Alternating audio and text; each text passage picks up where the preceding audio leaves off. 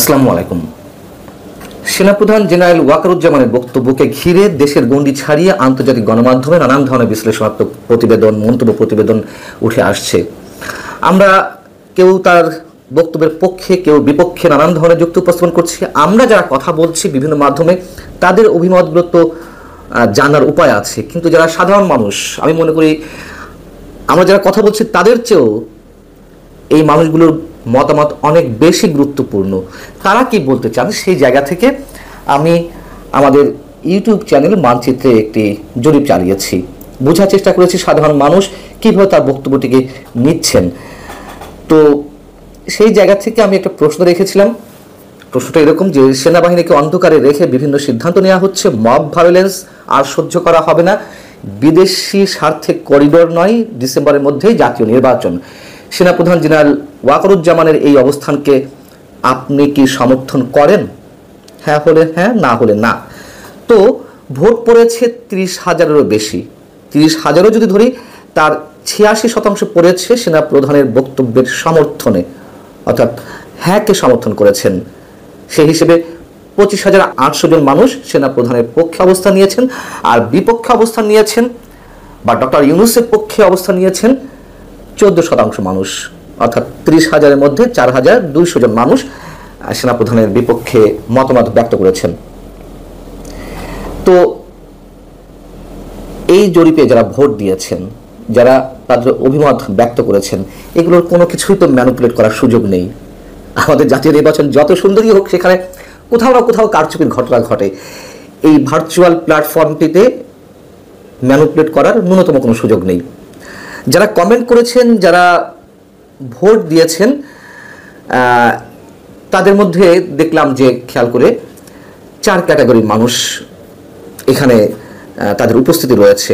এর মধ্যে একটি পক্ষ রয়েছেন যে সেনাবাহিনী ছাড়া এই মুহূর্তে আর কারোর উপরে আস্থা রাখতে পারছেন না, তারা কারোর উপরে নির্ভর করতে পারছেন না।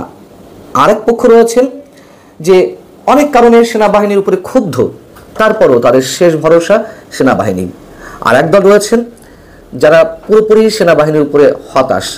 আর আরেকটি পক্ষ রয়েছে যারা ডক্টর মোহাম্মদ ইউনূস বা সাবেক সমন্বয়কদের পক্ষে, পারলে সেনা প্রধানকে ধরে যেমন ইচ্ছে তেমন শাস্তি দেওয়ার আকাঙ্ক্ষা তাদের।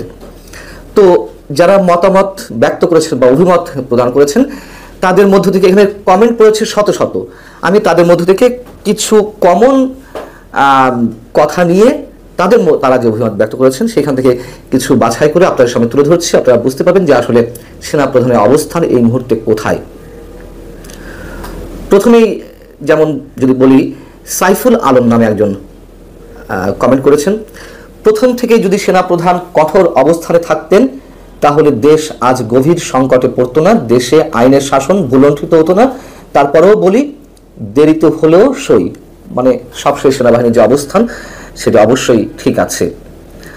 আরেকজন একটি আইডি থেকে করেছেন, এখানে সরাসরি তার নাম নিয়ে একটা কোড নেম রয়েছে। তিনি বলছেন যে গত প্রায় 10 মাসের সেনাপ্রধানের অনেক দায় দায়িত্ব ছিল, কিন্তু উনি সেই দায় দায়িত্ব পালন করতে ব্যর্থ হয়েছেন। তবুও বর্তমানে উনি আস্থার প্রতীক। মামুন রশিদ বলছেন সেনাবাহিনী সঠিক পথেই আছে এবং দেশের সাধারণ দেশপ্রেমী জনগণ সেনাবাহিনীর সাথে আছে এবং থাকবে। এমডি আকাশ বলছেন 100% সমর্থন করি সেনাবাহিনীকে। যারা এই ভোটটি পছন্দ করেননি বা যখন দেখছেন যে অধিকাংশ অভিমত সেনাপ্রধানের পক্ষে যাচ্ছেন, সেই জায়গা থেকে একজন লিখছেন আবুল আজাদ, এই ইউটিউব চ্যানেলটি অর্থাৎ মানচিত্র ফ্যাসিস্ট আওয়ামী লীগের। বলতেই পারেন যখন যার বিরুদ্ধে কথা যায় তখন তারা কখনো দালাল বানিয়ে ফেলেন, কখনো ফ্যাসিস্ট বানিয়ে ফেলেন। এতে আমরা অভ্যস্ত হয়ে গেছি। ফেরদৌস মামুন আরও একজন, যিনি সম্ভবত ডক্টর মোহাম্মদ ইউনূস সাহেবের কট্টর সমর্থক, তিনি বলছেন পান্না ভাই আপনি ইন্ডিয়ার দালাল। আবার সে পুরনো কথা বলতে হয়, এগুলো আমরা শুনেছি। এর আগে আমরা শেখ হাসিনা আমলে শুনেছি যে বিএনপি জামাতের দালাল, এখন ইন্ডিয়ার দালাল, আওয়ামী লীগের দালাল। এতে অবাক হওয়ার কিছু নেই। সাইফ আজাদ তিনি বলছেন এই মুহূর্তে ধৈর্যের সাথে সেনাপ্রধান তার সুচিন্তিত পদক্ষেপের মাধ্যমে একটা ইনক্লুসিভ নির্বাচনের দ্বারপ্রান্তে নিয়ে নির্বাচন অনুষ্ঠান করে একটা গণতান্ত্রিক সরকার প্রতিষ্ঠায় সহায়তা করলে তিনি বাংলার ইতিহাসে অমর হবেন। অমর হবেন কিনা যায় না, তবে এটা তো সত্য কথা, বাংলাদেশের ইতিহাসে 2 জন সেনাপ্রধানের যথেষ্ট সুযোগ এসেছিল কু করে ক্ষমতায় যাওয়ার। তার মধ্যে একজন জেনারেল নুরুদ্দিন খান আর একজন হচ্ছেন জেনারেল ওয়াকারুজ্জামান। এখনও কিন্তু তারা মানে অন্তত আমরা তো নুরুদ্দিন খানের কথা জানি, এবং ওয়াকারুজ্জামান এখনও সেই ট্রাকে আছেন। তিনি যা বলেছেন যে অন্য কোনো কিছুর প্রতি তার কোনো ইচ্ছে নেই, সেই ইচ্ছার প্রতিফলন আমরা এখনো পর্যন্ত দেখছি। আরেকজন লিখছেন, দেশ ও জাতির নিরাপত্তা সেনাবাহিনী নির্বাচন করিডর বন্দর এই বিষয়ে পদক্ষেপ গ্রহণ না করলে তিনি জাতির কাছে বেঈমান হয়ে থাকতেন। অর্থাৎ সেনাপ্রধান যে অবস্থান নিয়েছেন অবশ্যই সেটি দেশ এবং জাতির স্বার্থে অবশ্যম্ভাবী, এটি করা উচিত, সেটি বলার চেষ্টা করেছেন। ওনার ডিসিশন ঠিক, উনি একজন দেশপ্রেমিক। মোশাররফ হোসেন বলছেন, সেনাবাহিনী সরকারের গুরুত্বপূর্ণ অংশ, সরকারের যে কোনো ব্যর্থতার দায় সেনাবাহিনী এড়াতে পারে না। এছাড়া সেনাবাহিনীর হাতে রয়েছে ম্যাজিস্ট্রেসি ক্ষমতা।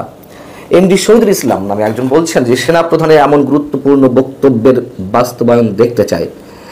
সেনাপ্রধানের প্রচণ্ড বিরোধী একজন লিখছেন, ABR একটা কোড নেম দিয়ে এই আইডিটা, সেখান থেকে বলা হচ্ছে ওয়াকার অনধিকার চর্চা করছেন, তাকে বরখাস্ত করে বিচারের আওতায় আনা জরুরি। তার মানে তিনি রাজনৈতিক বিষয়ে হস্তক্ষেপ করছেন, এমনটা অনেকে বলছেন। সে বিষয়ে আমি শেষের দিকে একটু কথা বলবো 2 লাইনে।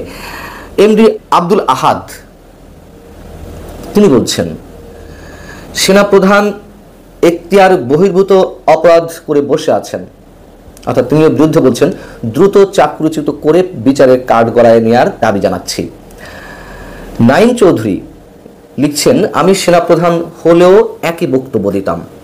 সবার আগে দেশ, কোনো কার্ডকে সুবিধা দেওয়ার সরকারের দায়িত্ব নয়। সেই স্বজনপ্রীতির বিরুদ্ধে অবস্থান নিলাম, সেটাই যদি আবার সিম্প্যাথির রূপে ফিরে আসে তাহলে কি করে হবে? অর্থাৎ আওয়ামী লীগের বিরুদ্ধে যে এত কথা বলা হচ্ছিল, সেই একই ধরনের প্র্যাকটিস বা তার চেয়ে ভয়ঙ্কর কিছু যদি ফিরে আসে তাহলে আর পরিবর্তন কি হলো, সেটি তিনি বলতে চাইছেন।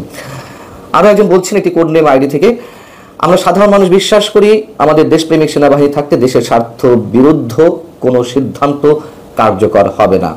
এমডি মনিরুল হোসেন বলছেন, এই 10 মাসে পুরো দেশের 12টা বাজায় এখন নতুন নাটক তৈরি হচ্ছে। শিক্ষা, অর্থনীতি, নিরাপত্তা, স্বাস্থ্য খাত সব জায়গায় মব সংস্কৃতির জনক এই ইউনুস সাহেব। মোশাররফ হোসেন লিখছেন, দেশকে রক্ষা করার জন্য 3 বাহিনীর প্রধানকে ধন্যবাদ। মোজাম্মেল করিম তিনি বলছেন, দেশকে ভালোবাসে এমন মানুষ এই সিদ্ধান্তকে অসমর্থন করতে পারে না। মাসুদ রানা বলছেন, এই সব সিদ্ধান্ত উনি 5 আগস্ট অর্থাৎ সেনাপ্রধান জেনারেল ওয়াকারুজ্জামান 5 আগস্টের আগেও নিয়েছেন, আবারও নিলেন। আল্লাহ সেনাবাহিনীকে সেই ক্ষমতা দাও দেশকে উদ্ধার করার।